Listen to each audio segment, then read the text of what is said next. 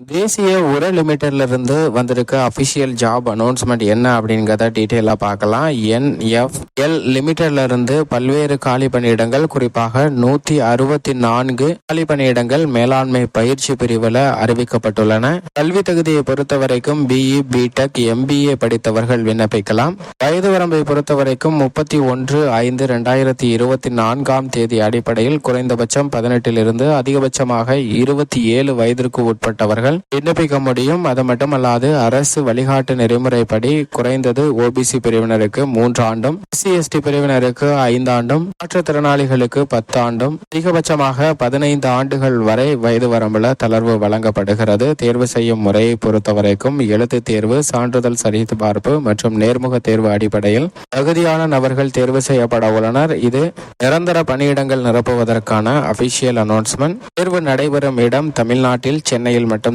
நடைபெறுகிறது. விண்ணப்பிக்க கடைசி நாள் வரும் 2ஆம் தேதி. விண்ணப்பிப்பதற்கு அபிஷியல் இணையதளம் careers.fl.co.in என்ற இணையதளத்தில் விண்ணப்பிக்க வேண்டும்.